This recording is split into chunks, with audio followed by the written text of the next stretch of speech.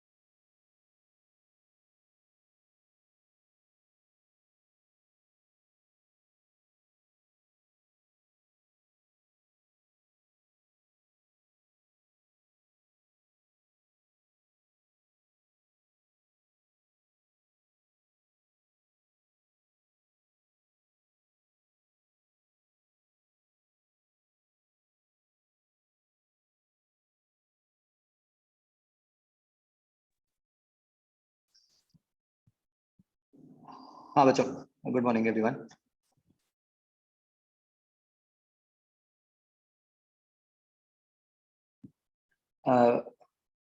पहले किसने बच्चों पार्ट टेस्ट में नोट्स डिस्कस करूं?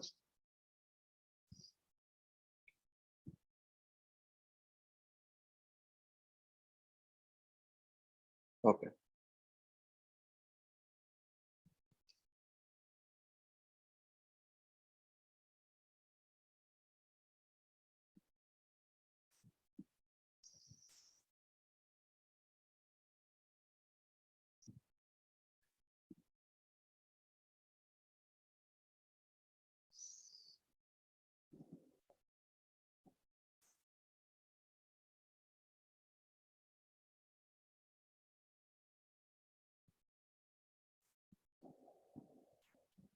हाँ जी, बताओ।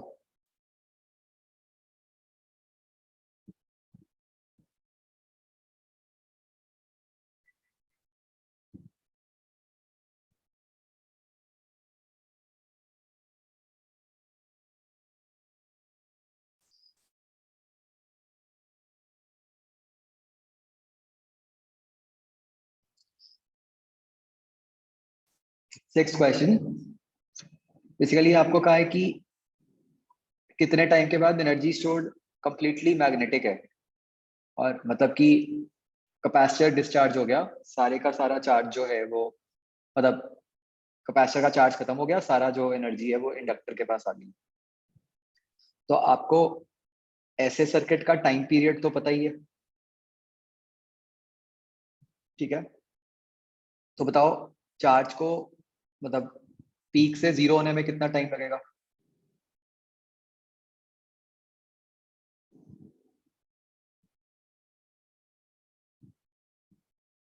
3/4 है ना, बस वो आंसर हो जाएगा।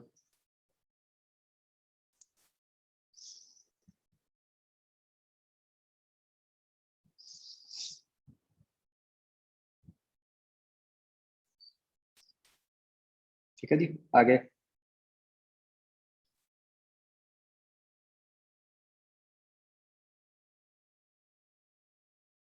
सर ये सिक्स्थ बताना कैसे किया हमने, कैसे निकाली frequency? Time period 2π/√LC। Okay sir.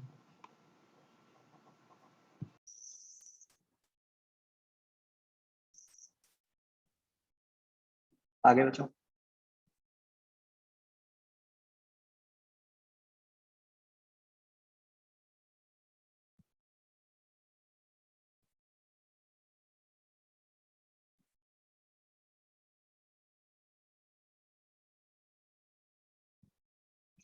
But 19th question, material same है, मतलब यंग्स मॉडुलस सेम है।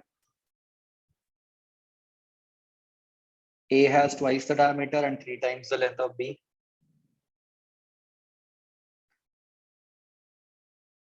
Each is stretched by the same tension।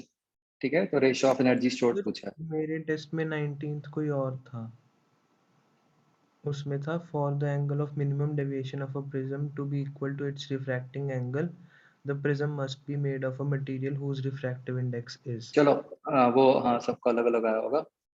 मैं ये शुरू से स्क्रॉल कर रहा हूँ, इसमें देखो जो जो डाउट्स हैं पूछते जाओ। Okay sir.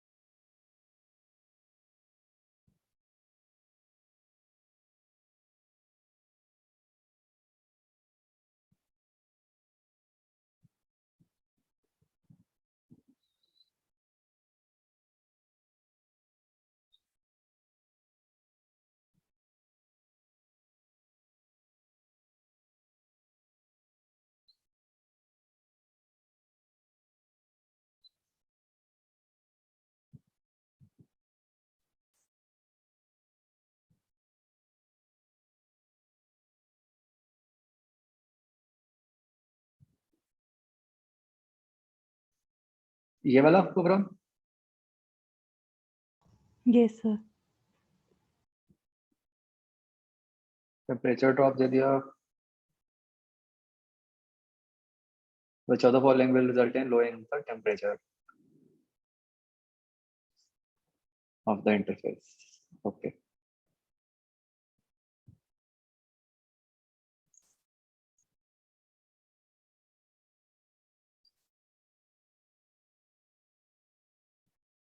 देखो, इसको करने का आसान तरीका क्या है, जैसे करंट की तरह ही सोचो। तो ये दोनों लेयर्स सीरीज में है ना। Yes sir. अब हम चाहते हैं कि मतलब करंट तो सेम जाएगा, हम चाहते हैं कि इंटरफेस का टेम्परेचर कम हो जाए। इंटरफेस का टेम्परेचर कम हो जाए मतलब जो जहाँ पे इनर लेयर लिखा है उसका टेम्परेचर डिफरेंस बढ़ जाए, यस सर। है ना। मतलब ऐसे सोचो कि इंटरफेस का मान लो टेम्परेचर पहले 500 था, 500 की जगह 200 हो गया लेट से। तो पहले 500 का डिफरेंस था, अब 800 का हो गया। तो यस। हम ये करना चाह रहे हैं कि करंट सेम है लेकिन हम पोटेंशियल डिफरेंस को बढ़ाना चाह रहे हैं, राइट। तो अब पोटेंशियल डिफरेंस कैसे बढ़ेगा, रेजिस्टेंस चेंज रेजिस्टेंस करके। बढ़ा के। तो हमने ऐसे कह लें कि इनर लेयर की रेजिस्टेंस बढ़ानी है, या ऐसे कह लें कि आउटर लेयर की रेजिस्टेंस कम करनी है। ठीक है sir.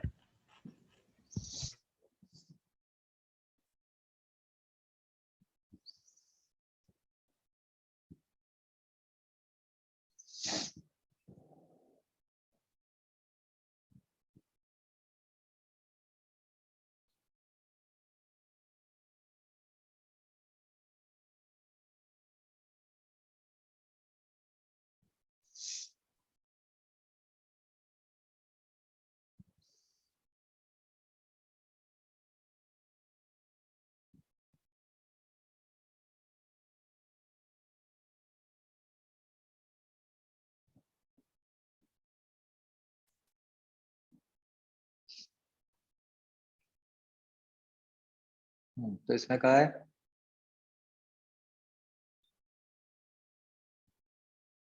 Angle of minimum deviation should be equal to its refracting angle.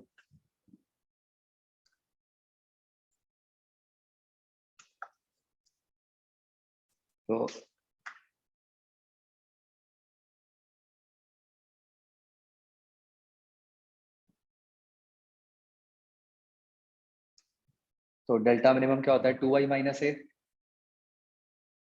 है ना। तो 2i minus a is equal to a, तो i इक्वल टू ए हो गया।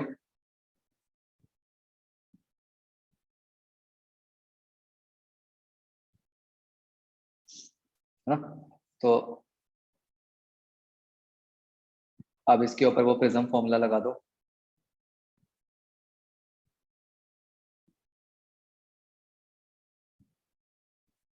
या सीधा ही प्रिज्म फॉर्मूला लगा दो, और कुछ करने की जरूरत ही नहीं है। प्रिज्म फॉर्मूला आपका क्या होता है कि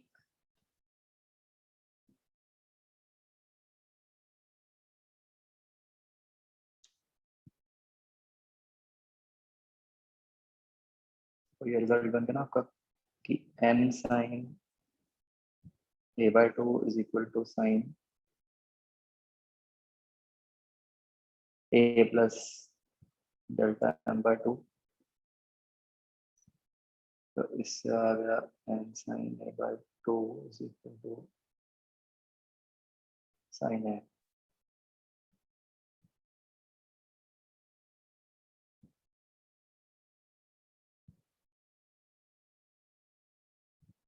तो ऐसे रख सकते हैं, ये कट गया।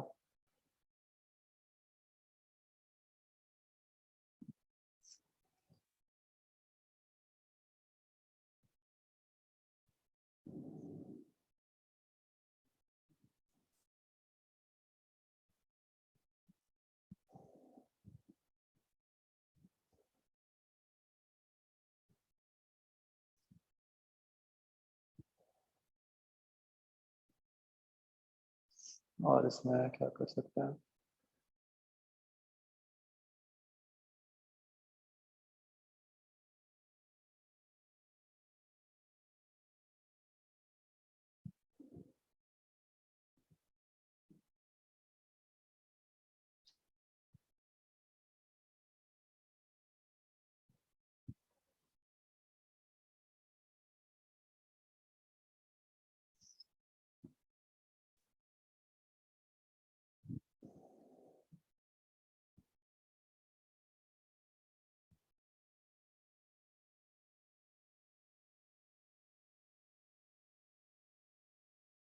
एक्चुअली एक तो इसमें मिसप्रिंट है वो डी ऑप्शन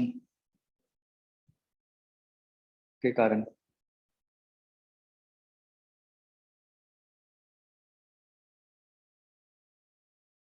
तो बट इसको सॉल्व कैसे करोगे?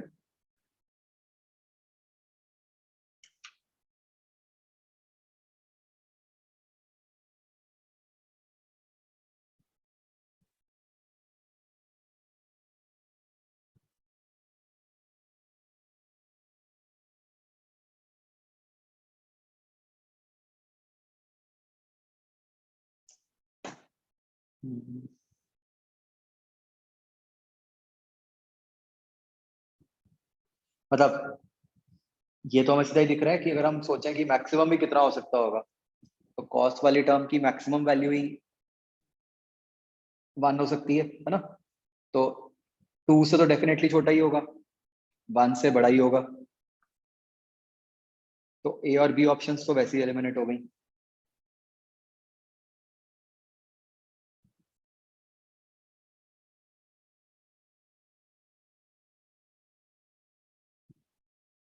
और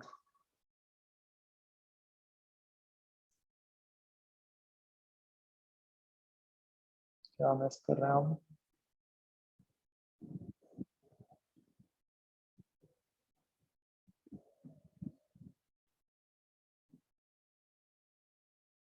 What else can we comment on?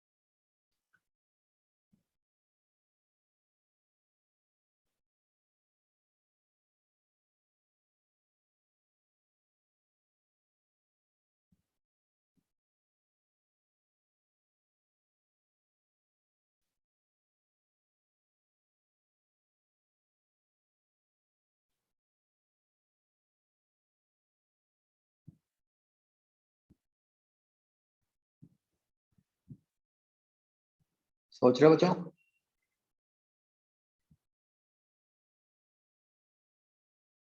Sir A option कैसे एलिमिनेट करी थी हमने? n 1 से तो छोटा हो ही नहीं सकता ना। ओ हाँ ठीक है।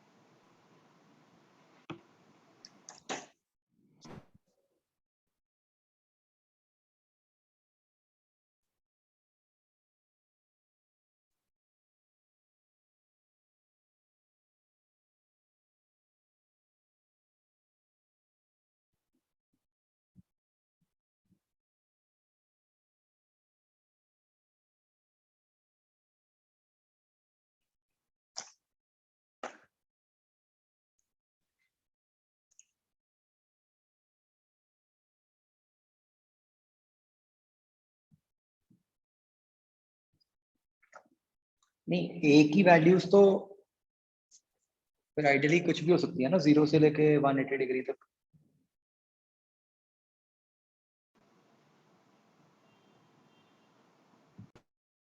a पे कोई लिमिटेशन है क्या अपने पास? 180 पे सर वो ग्लास स्लैब नहीं बन जाएगा? हाँ वही मतलब लिमिटिंग केस 180।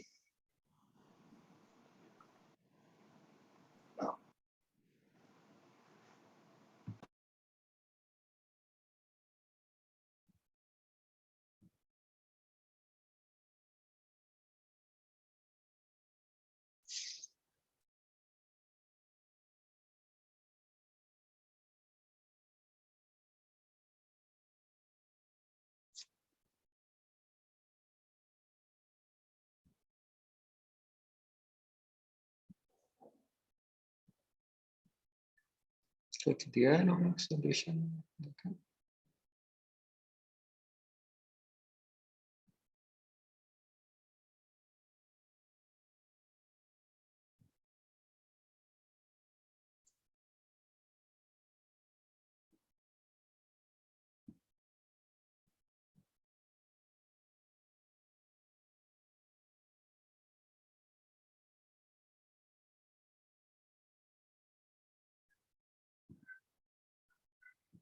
क्वेश्चन तो आसान सा है बिल्कुल, क्या मिस कर रहे हैं?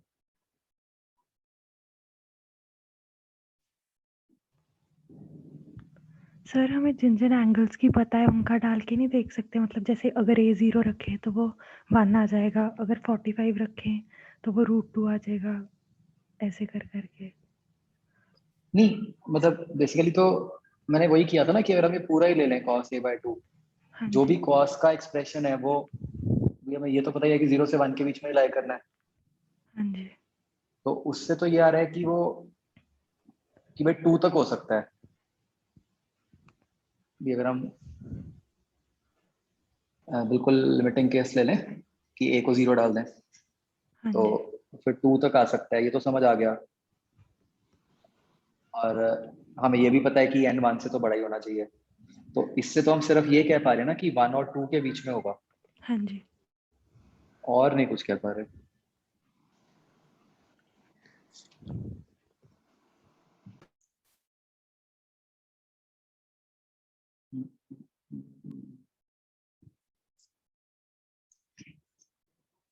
चलो बच्चों मिनट आगे बढ़ते हैं, देखते हैं इसका, सोचता हूँ जरा सा। मतलब मेरे को ऐसा क्यों लग रहा है कि इसका आंसर तो 1 से 2 ही होना चाहिए, तो मैं देखता हूँ।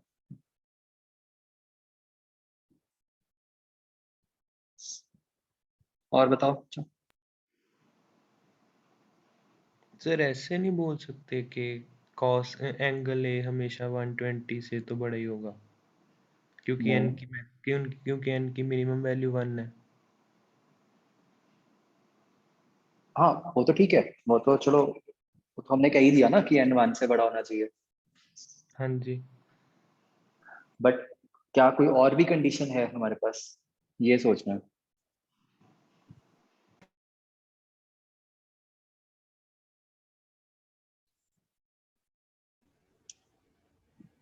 सर वो ऑप्शन में भी मिस प्रिंट है ना, मे बी 1 और 2 के बिटवीन ही दो। नहीं वो एक्चुअली वो √2 है ना, इसीलिए तो मैं थोड़ा कंफ्यूज हो रहा हूँ। उसमें जो सेंटेंस थी उसमें 1 भी दिया हुआ है, 2 भी दिया हुआ है और √2 भी।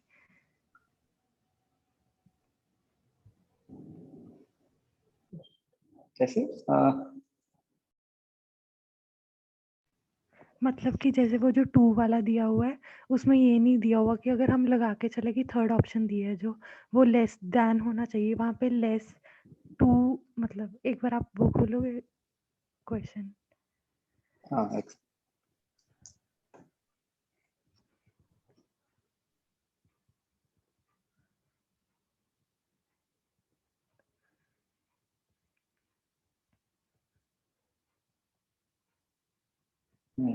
मतलब यहाँ पे देखो सर, मतलब अगर हम किसी भी चीज़ को लेस कहते हैं, तो हम लेस दैन वर्ड यूज़ करते हैं, पर यहाँ पे जो दिया हुआ है, मतलब वो बिटवीन या फिर 2 ही दिया हुआ है, तो सी ऑप्शन। ऑप्शन है ना। हाँ जी। हाँ वो तो मुझे ऐसा लग रहा है मिसप्रिंट है, वो तो लेस की जगह लाइज होना था।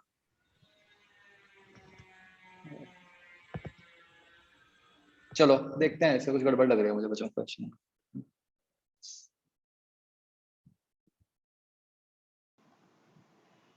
आगे और देखो। 20th था सर।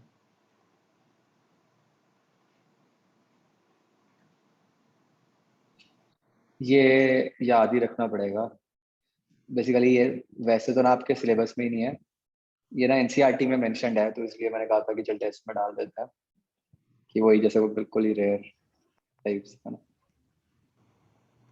सर वैसे फॉर्मूला क्या होता है डिप्रेशन का?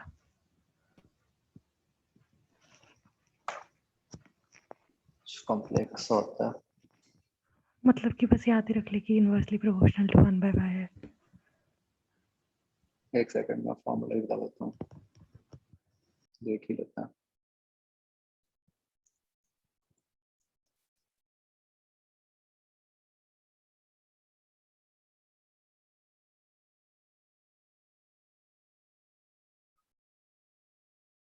ये फॉर्मूला होता है PL³/48YI। सर ये किसी चीज़ से डिराइव्ड है या फिर मतलब एज अ फॉर्मूला ही है? ड्राइव होता है बट वो डेरिवेशन मतलब अपने बस की नहीं है। ठीक है सर।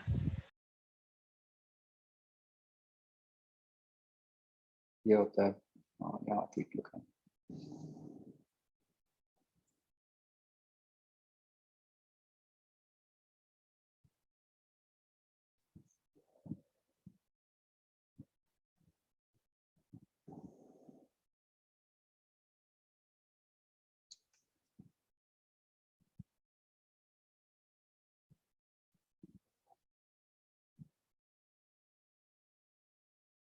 चलो, आगे।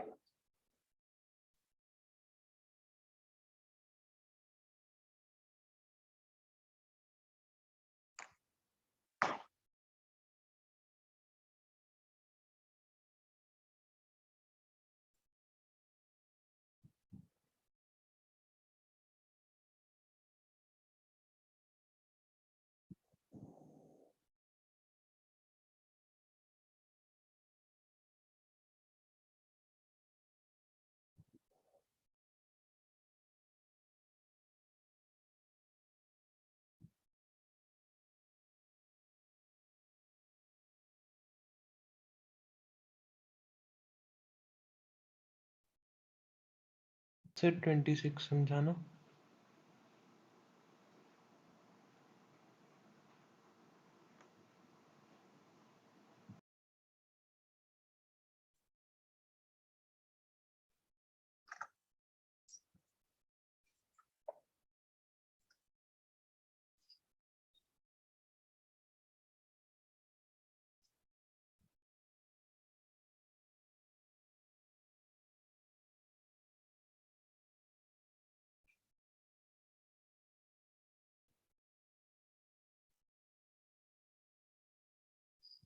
इसमें ना क्या हो जाता है कि जैसे एक मान लो थिन सी फिल्म है, जैसे व्हाइट लाइट इस पे इंसिडेंट होती है, तो कुछ व्हाइट लाइट जो है जो यहीं से रिफ्लेक्ट हो गई, हाँ जी। कुछ होता है कि जो ऐसे रिफ्रैक्ट की यस और सर। फिर यहाँ से रिफ्लेक्ट होके फिर ऐसे जाती है। ओके। तो ये क्या हो जाता है कि इनमें ना पाथ डिफरेंस आ जाता है, ओके सर। तो उस कारण से इंटरफेरेंस हो जाती है।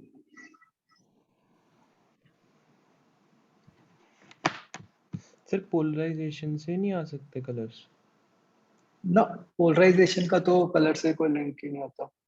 एक वेवलेंथ मिसिंग नहीं हो जाएगी फिर अगर पोलराइज होगी लाइट? ना ना, पोलराइजेशन में हम ये तो कभी भी नहीं कहते कि वेवलेंथ कोई मिस हो जाती है। Okay sir.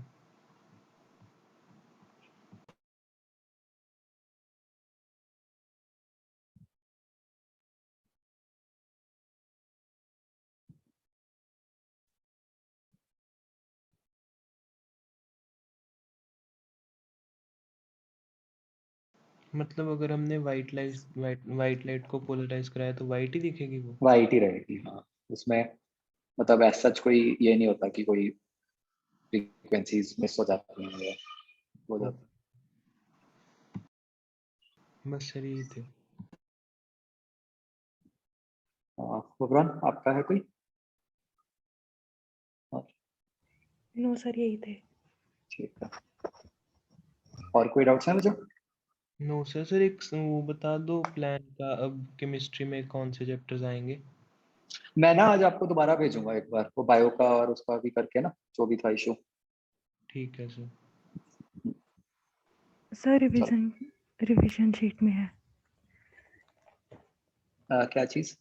तो रिवीजन शीट में है, पूछ लूँ? हाँ हाँ हाँ, सर एक स्क्रू गॉज वाला क्वेश्चन है। एक सेकंड में रिवीजन शीट खोल ले।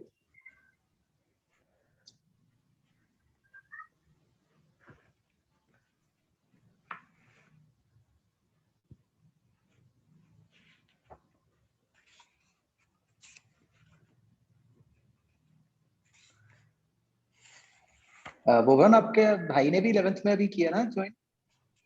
अभी नहीं किया सर उसने। अच्छा।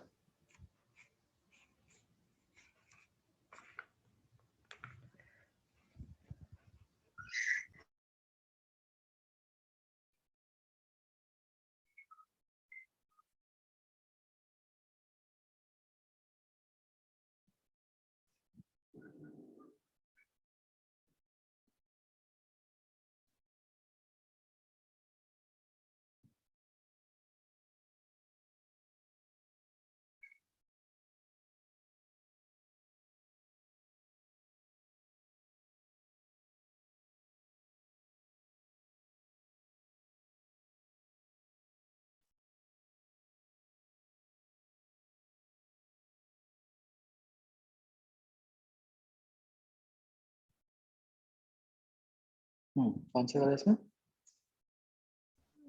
फर्स्ट वाली में 29th क्वेश्चन है।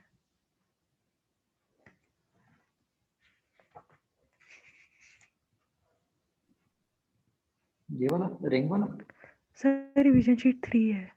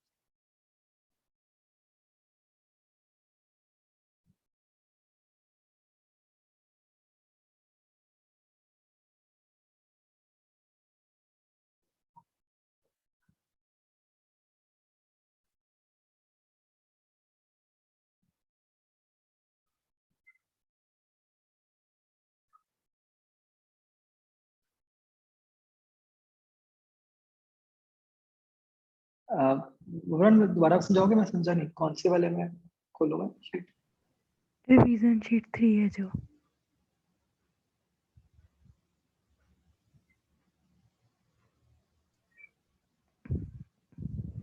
ये जो मैंने आप ऐसे ही पूछ लो जो भी। तो वो डायग्राम बना हुआ है, फिर या तो मैं आपको भेज दूंगी वो वाला शाम को। व्हाट्सएप कर देना। हाँ हाँ जी, और बाकी पूछ लो तब तक।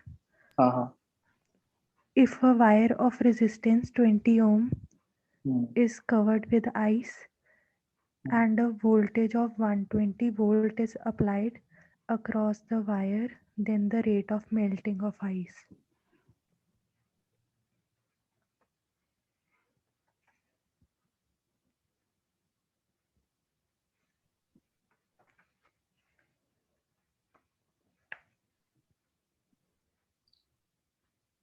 कैसे वायर कैसे कनेक्टेड है इसके साथ दोबारा एक बार बोल दो क्वेश्चन।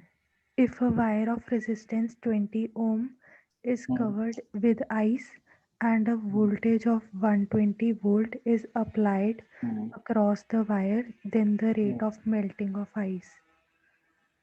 हाँ तो इसमें आप क्या करोगे कि बेसिकली जो इसको यहाँ से हीट मिल रही है वो आई स्क्वायर आर है, हाँ जी, ठीक है, वो हो जाएगी D by D T of M into L, ठीक है सर। है ना। तो आपको एल बाहर आ जाएगा, D M by D T की वैल्यू बतानी है आपको। ठीक है। सर एक डाउट था, स्क्रू वॉल और वर्नियर कैलिपर करने हैं हमें? नहीं उसके ना बस आप वो फॉर्मूलाज याद रख सकते हो लीस्ट काउंट वाले, ओके सर। और कुछ नहीं चाहिए।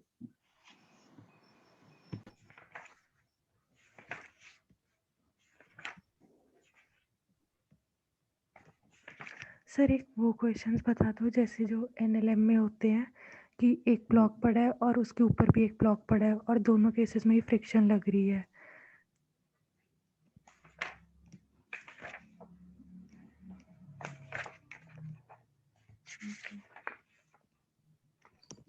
कि ऊपर नीचे दोनों जगह फ्रिक्शन लग रही है।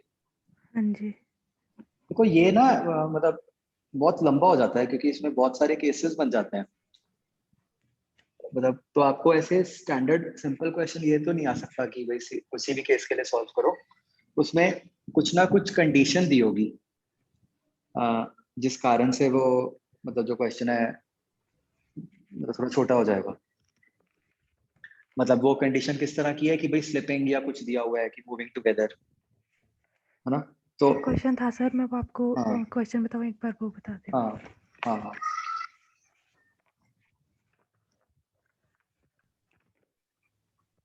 Two blocks are placed on horizontal surface as shown in the figure. The coefficient of friction between the blocks is 0.5. मतलब सरफेस बनी हुई है, जो नीचे वाला वो 5 kg का है, ऊपर वाला 3 kg का है,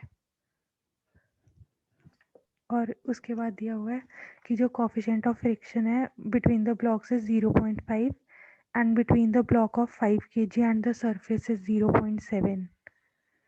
So the maximum horizontal force that can be applied to block of 5 kg so that both the blocks move without slipping. हाँ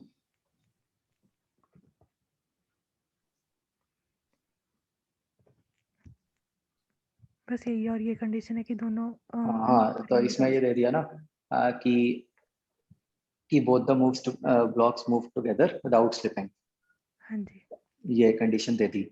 और एक तो और आपको ये भी कह दिया कि मैक्सिमम फोर्स, है ना। तो इसमें क्या हो जाएगा कि जैसे मैक्सिमम वर्ड भी यूज हो गया और ये भी यूज हो गया कि इकट्ठे मूव कर रहे हैं, तो इसका मतलब ये हो गया कि ये जो बीच वाला इंटरफेस है यहाँ लिमिटिंग फ्रिक्शन है, और मतलब लिमिटिंग स्टैटिक फ्रिक्शन है, और नीचे वाला तो मूव ही कर रहा है तो इसका मतलब यहाँ काइनेटिक फ्रिक्शन ठीक है सर। है ना। तो अब आपने कैसे सॉल्व करना है कि जो नीचे वाला ब्लॉक है उसका एफबीडी अगर हम बनाएं तो एफ उस पे जो नॉर्मल रिएक्शन है आप वो समझ लोगे कि 80 लगेगा, है ना। तो ये फ्रिक्शन फोर्स 80 इंटू 0.7 लगेगी, और ये जो ऊपर से नॉर्मल रिएक्शन लगेगा वो 30 लगेगा, तो ये 30 इंटू 0.5 लगेगी।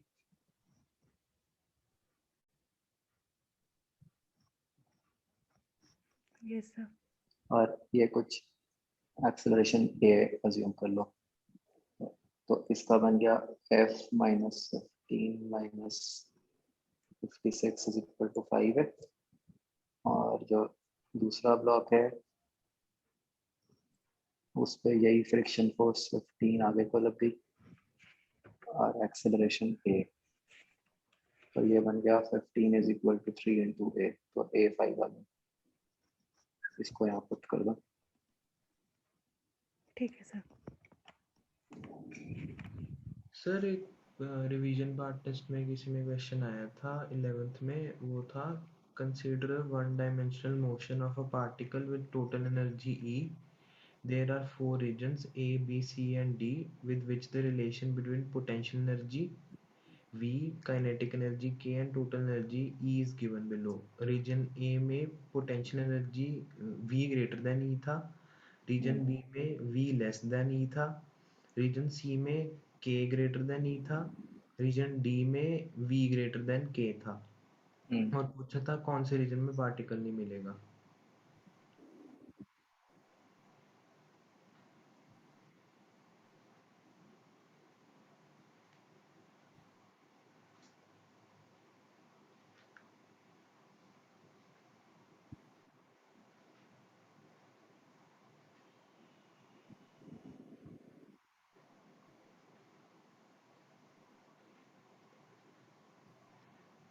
क्या पूछा कि कौन से रीजन में पार्टिकल नहीं मिलेगा। तो इसमें हम उस तरह से चेक करते हैं कि जैसे जो हमें पता है कि काइनेटिक एनर्जी होती है that is mechanical energy minus potential energy, और वो हमेशा ग्रेटर देन इक्वल टू 0 होनी चाहिए। Yes sir. तो जो पोटेंशियल एनर्जी है वो हमेशा मैकेनिकल एनर्जी से कम होनी चाहिए। ओके सर, ठीक है।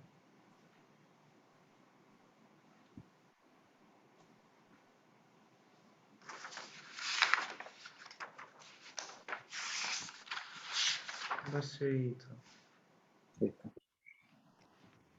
सर और एक जो मैंने आपसे उस दिन व्हाट्सएप पे क्वेश्चन पूछा था जिसमें 100 और 200 ऑप्शन के बीच में कंफ्यूजन थी और आपने कहा था कि जब तक सेम पाथ ना मेंशन हो तब तक 100 नहीं लेना आंसर, वो वाला समझा दो।